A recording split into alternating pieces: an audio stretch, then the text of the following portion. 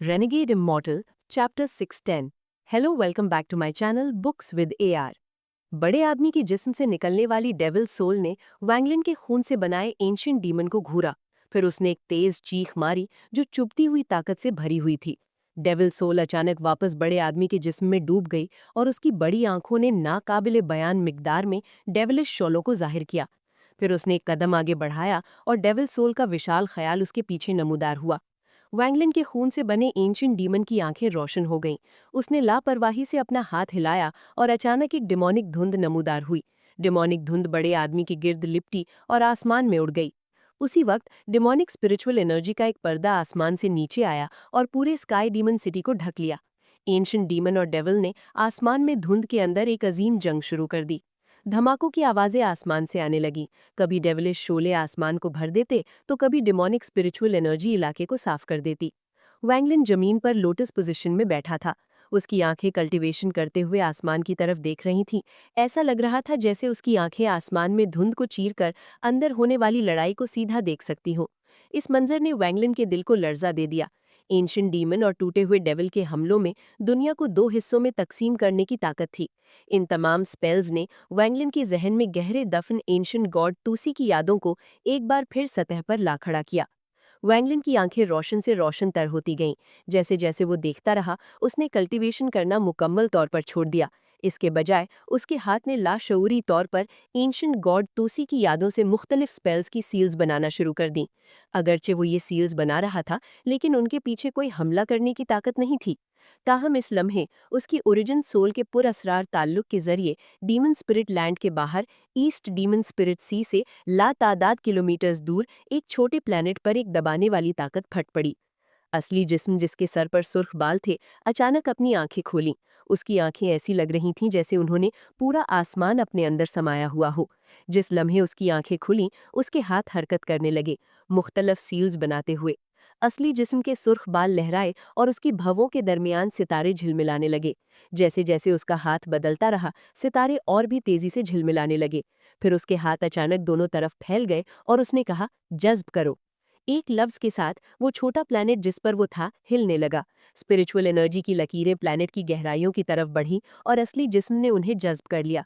उसी वक्त वैंगलिन ने भी डीमन स्पिरिट लैंड में वही हरकत की। उसने आसमान में घनी धुंध को घूरा और आहिस्ता आहिस्ता एक मुस्कुराहट दिखाई। एंशिएंट डीमन और टूटे हुए डेविल के दरमियान लड़ाई ने मुझे कुछ एंशिएंट गॉड स्पेल समझने का मौका दिया। असली जिस्म को जो फायदे हुए हैं, उनका अंदाजा नहीं लगाया जा सकता। ये लड़ाई 3 दिन तक चली। वैंगलिन का खोया हुआ खून पहले ही बहाल हो चुका था, क्योंकि सेलेस्टियल स्पिरिचुअल एनर्जी ने उसके जिस्म में साइकिल किया और उसके बोन मैरो को मजीद खून बनाने के लिए मुतहर्रिक किया। जैसे ही सेलेस्टियल स्पिरिचुअल एनर्जी उसके जिस्म में साइकिल की, वो अपने उरूज पर पहुंच गया। पुरसुकून तरीके से आसमान को देखते हुए उसके दाएं हाथ ने एक सील बनाई और उसने ऊपर की तरफ इशारा किया। अंडरवर्ल्ड रिवर अचानक उसके गिर्द नमूदार हुआ। लातादाद टूटे हुए आज़ाद दरिया के अंदर देखे जा सकते थे और इससे मुसलसल रोने की आवाज़ें आ रही थीं। टूटे हुए डेविल, अगरचे मैं वैंगलिन कमज़ोर हूँ, लेकिन मैं ऐसा शख्स नहीं हूँ जिसे तुम लापरवाही से मार सको। वैंगलिन ने अपने बैग ऑफ होल्डिंग पर थप्पी लगाई और 1 बिलियन सोल फ्लैग उसके हाथ में आ गया। उसने उसे अंडरवर्ल्ड रिवर में फेंक दिया। जब 1 billion soul flag underworld river में दाखिल हुआ तो 100 मिलियन सोल फ्रैगमेंट्स बाहर निकले। वैंगलिन की आंखें सर्द हो गईं और उसने रिस्ट्रिक्शन फ्लैग निकाला। ये झंडा तब खराब हो गया था जब उसने डिवाइन रेट्रिब्यूशन के खिलाफ इस्तेमाल किया था और इसके अंदर बहुत सी रिस्ट्रिक्शंस टूट चुकी थीं। अगरचे वहां ज्यादा रिस्ट्रिक्शंस नहीं बची थीं, ताहम वैंगलिन ने फिर भी उसे अंडरवर्ल्ड रिवर में फेंक दिया। इसके बाद हाफ मून ब्लेड था, फिर सोल लैशर, सॉर्ड शीट्स और मो यांग की तलवार थी। आखिर में वॉर चैरियट और पुरस्कार पेंटिंग के अलावा वैंगलिन ने तकरीबन अपने पास मौजूद तमाम खजाने अंडरवर्ल्ड रिवर में फेंक दिए। अंडरवर्ल्ड रिवर के अंदर लातादाद खजानों ने एक बहुत ही गड़बड़ लेकिन बहुत ताकतवर कुव्वत बनाई। फिर वैंगलिन ने एक गहरी सांस ली और अपनी उंगली अपनी भवों के दरमियान दबाई। 1,30,000 स्लॉटर एनर्जी की लकीरें 1,30,000 लाइफ सील्स में तब्दील हो गईं, जिन्होंने उसकी हिफाजत की। उसकी आंखें अभी भी आसमान पर जमी हुई थीं। इस लम्हे उसकी आंखें तंग हो गईं और वो बिना किसी हिचकिचाहट के आसमान में उड़ गया। उसका हाथ जमीन की तरफ बढ़ा और अंडरवर्ल्ड रिवर हवा में उड़ गया और एक पीली रोशनी में जम गया। इसने न सिर्फ वैंगलिन के तमाम खजाने उठाए हुए थे, बल्कि इसमें उसका दाव भी शामिल था। पीली रोशनी उठाए हुए वैंगलिन आगे बढ़ा।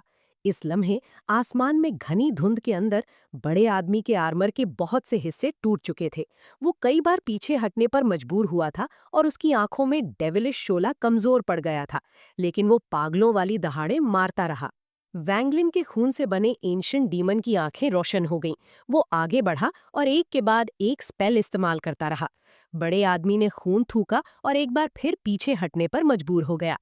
अपनी मौत कबूल करो, एंशिएंट डीमन ने एक चीख मारी, इससे पहले कि उसका ख्याल खूनी जिस्म के अंदर चला गया। फिर वो डेमोनिक लाइट की एक लकीर में बदल गया और बड़े आदमी के पूरे जिस्म को घेर लिया। डेमोनिक लाइट से घिरने की वजह से डेविल सोल बड़े आदमी की भवों के दरमियान दोबारा नमूदार हुआ। डेविल ने एक तेज चीख मारी और एक साउंड वेव फैल गई।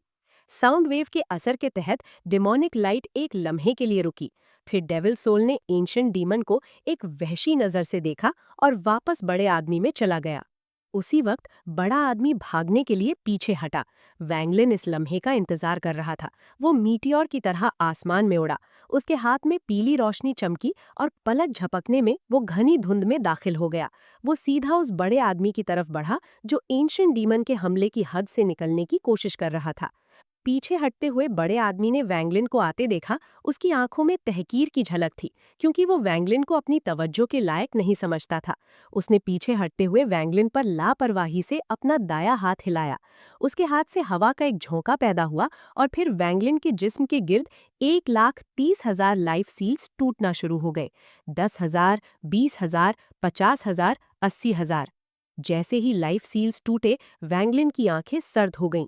उसने जबरदस्ती खुद को आगे बढ़ाया और बड़े आदमी के सामने पहुंचा, ठीक उस वक्त जब तमाम 1,30,000 लाइफ सील्स टूट गए। फिर वैंगलिन ने बिना किसी हिचकिचाहट के अपने हाथ में मौजूद पीली रोशनी फेंक दी। बड़े आदमी ने एक सर्द स्नॉट किया, फिर उसके दाएं हाथ ने मुट्ठी बनाई और पीली रोशनी पर मुक्का मारा। वो इस पीली रोशनी को तोड़ना चाहता था। ताहम जिस लम्हे उसका दायां हाथ पीली रोशनी से टकराया, उसका एक्सप्रेशन शिद्दत से बदल गया। पीली रोशनी के अंदर बहुत से मुख्तलिफ औराज थे और वो सब डिवाइन सेंस और डाओ की एक लकीर के जरिए जबरदस्ती मिलाए गए थे। इसने किसी तरह दर हकीकत एक ऐसी कुव्वत बनाई जो उसे धमका सकती थी। अगर सब कुछ नॉर्मल होता तो शायद ये उसे वाकई धमका ना सकती। ताहम अगरचे वो पहले ही जख्मी था, उसने अभी अभी एंशिएंट डीमन के साथ एक बड़ू जंग शुरू की थी, सिर्फ मजीद जख्मी होने के लिए। इसके अलावा डेविल टावर खोने के बाद उसका डिवाइन सेंस आर्मर के अंदर फंस गया था। वो अपना डिवाइन सेंस फैलाने से कासिर नहीं था और इस तरह वो अपने बहुत से स्पेल्स इस्तेमाल नहीं कर सकता था। पीली रोशनी की ताकत उमंड आई और बड़ा आदमी बेइख्तियार एक लम्हे के लिए रुक गया। इस तवक्कुफ की कीमत ये थी कि एंशिएंट डीमन की बनाई हुई डेमोनिक लाइट ने उसे पकड़ लिया और मुकम्मल तौर पर निगल लिया।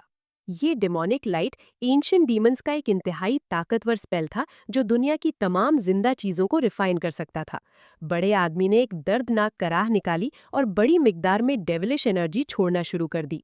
ये डेविलिश एनर्जी फौरन रिफाइन हो गई और इसका कोई निशान बाकी नहीं रहा। डेविल बड़े आदमी की भवों के दरमियान से बाहर आया और चिल्लाया, बेलो, अगर तुमने मुझे मारा तो मास्टर तुम्हें इसके लिए हरगिज माफ नहीं करेंगे। वो भी मुकम्मल तौर पर बाहर आया और रोशनी की एक लकीर में बदलकर आर्मर में दाखिल हो गया। इसके फौरन बाद आर्मर ने बड़े आदमी का जिस्म छोड़ दिया। आर्मर खौफनाक मिकदार में डेविलिश एनर्जी से घिरा हुआ था और डेमोनिक लाइट से बाहर निकलने वाला था।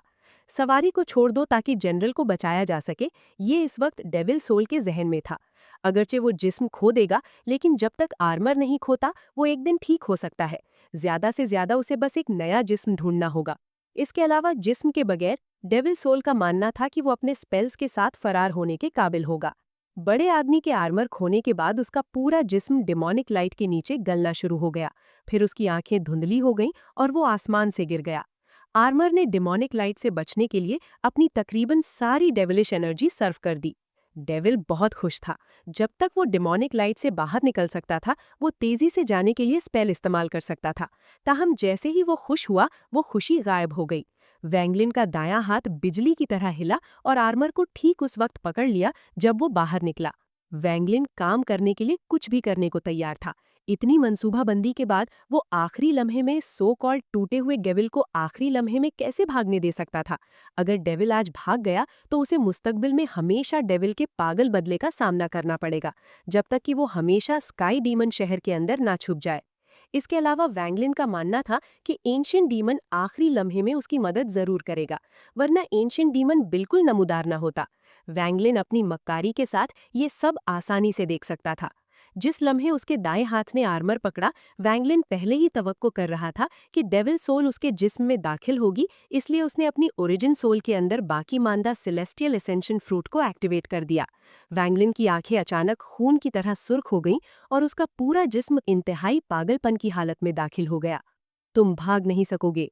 जैसे ही वैंगलिन चिल्लाया, उसने अचानक अपना दायां हाथ वापस खींचा, आर्मर को अपने साथ वापस खींचते हुए। डेविल सोल आर्मर से नमूदार हुई और वैंगलिन को वहशी नजर से घूरते हुए वैंगलिन की हथेली में दाखिल होने और वैंगलिन की ओरिजिन सोल की तरफ बढ़ने से पहले एक दहाड़ मारी।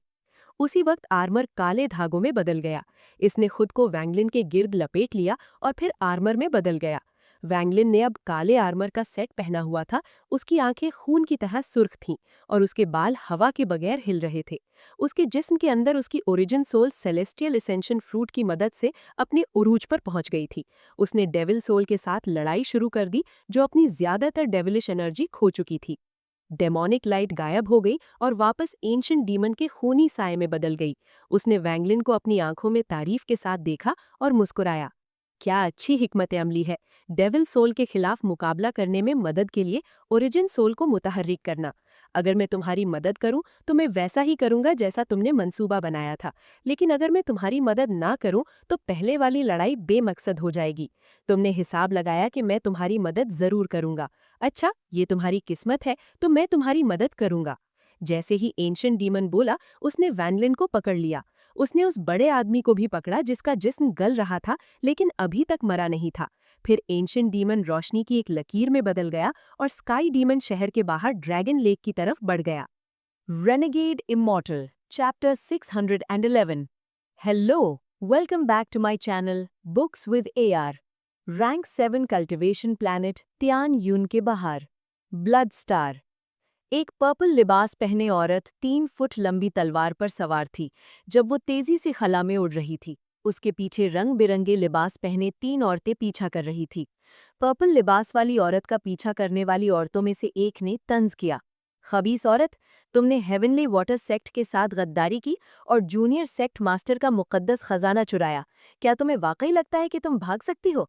अगरचे ये जगह प्लैनेट तियान यून के जेरे असर है, लेकिन मेरा 5 एलिमेंट प्लैनेट भी रैंक 7 कल्टिवेशन प्लैनेट है। तुम भाग नहीं सकोगी।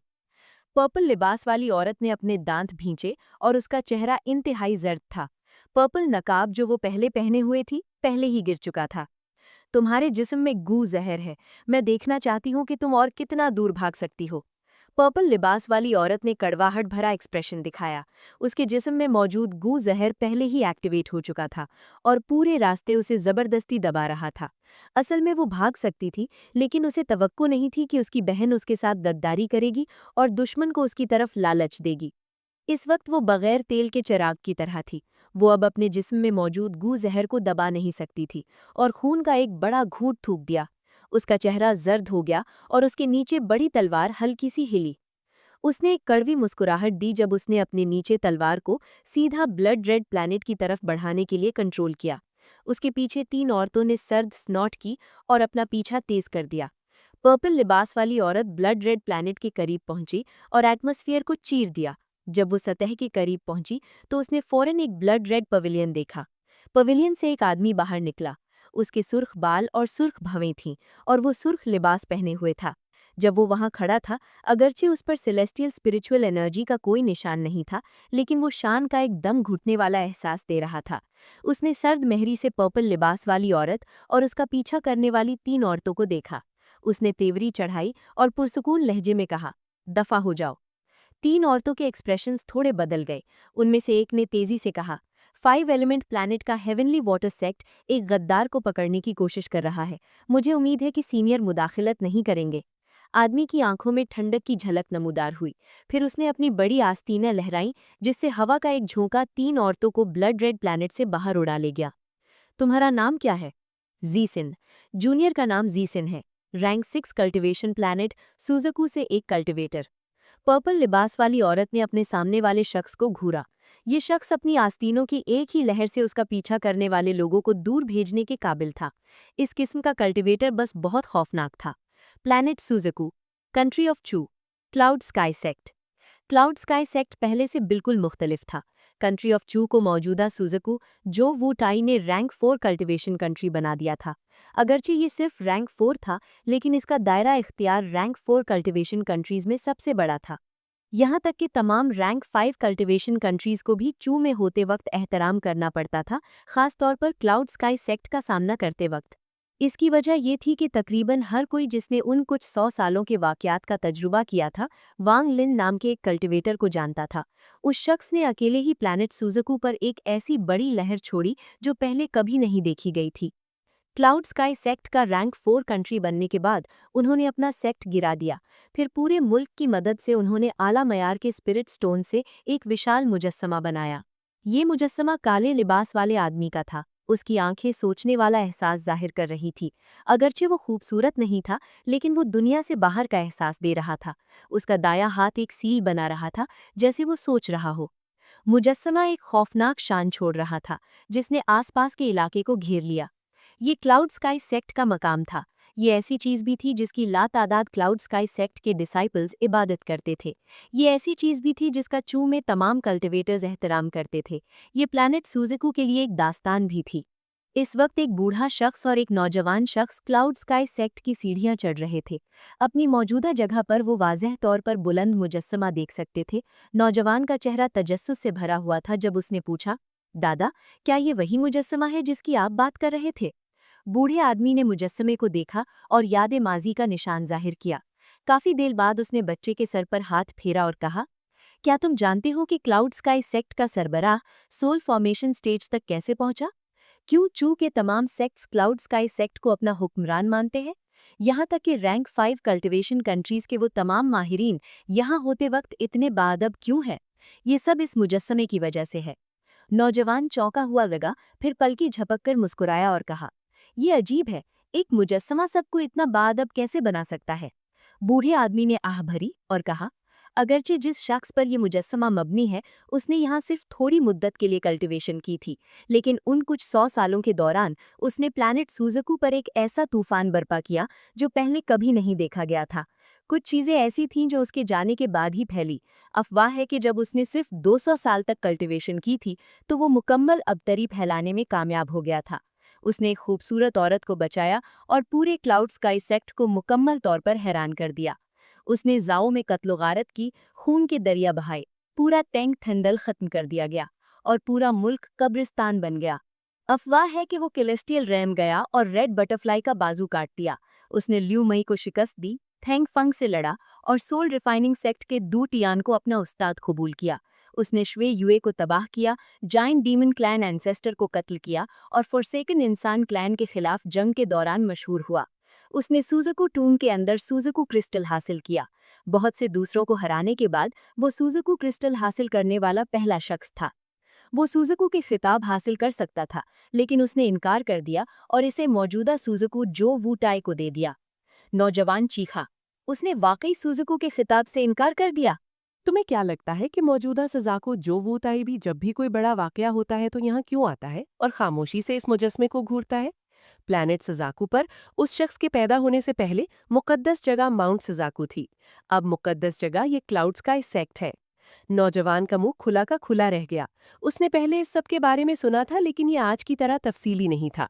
उसका दिल तेजी से धड़का और उसका छोटा सा चेहरा जोश से भर गया जब उसने कहा, दादा, मैं मुस्तकबिल में उस जैसा बनना चाहता हूँ। उसका नाम क्या है? वो कहाँ गया? उसका नाम वांगलिन है। मैं भी नहीं जानता कि वो कहाँ गया, लेकिन वो जहाँ भी जाए, ऐसा शख्स मामूली नहीं होगा। बूढ़े आदमी ने आह भरी और कड़वाहट से मुस्कुराया। तुम्हारे दादा का एक बार उसके साथ लेन देन हुआ था, लेकिन मुझे डर है कि वो कब का भूल चुका होगा कि मैं कौन हूँ।